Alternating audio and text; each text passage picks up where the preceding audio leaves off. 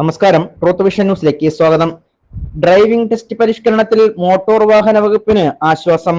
സംസ്ഥാനത്തെ driving test പരിഷ്കരണത്തിന് നിർദ്ദേശിച്ച് transport commissioner ഇറക്കിയ circular ഹൈക്കോടതി സ്റ്റേ ചെയ്തില്ല. സർക്കുലർ റദ്ദാക്കണമെന്നാവശ്യപ്പെട്ടുള്ള ഹർജിയിൽ വിധി വരുന്നതുവരെ സ്റ്റേ ചെയ്യണമെന്നായിരുന്നു ആവശ്യം. എന്നാൽ ഹർജിയിൽ ഇടക്കാല ഉത്തരവിറക്കിയ ഹൈക്കോടതി സർക്കുലർ സ്റ്റേ ചെയ്യണമെന്ന ആവശ്യം തള്ളുകയായിരുന്നു. ഡ്രൈവിംഗ് പരിഷ്കരണവുമായി മുന്നോട്ടു പോകാമെന്നും ഹൈക്കോടതി വ്യക്തമാക്കി. ഡ്രൈവിംഗ് സ്കൂൾ ഉടമകളും ജീവനക്കാരുമടക്കം നൽകിയ 4 ഹർജികളിലാണ് ജസ്റ്റിസ് കൗസർ എടപ്പകത്ത് ഇടക്കാല ഉത്തരവിറക്കിയത്. ട്രാൻസ്പോർട്ട് കമ്മീഷണർ ഇറക്കിയ സർക്കുലർ കേന്ദ്ര നിയമത്തിന് വിരുദ്ധമാണെന്നും സർക്കാരിന് നിയമത്തിൽ മാറ്റം വരുത്താൻ ആകില്ലെന്നുമാണ് ഹർജിക്കാരുടെ പ്രധാന വാദം.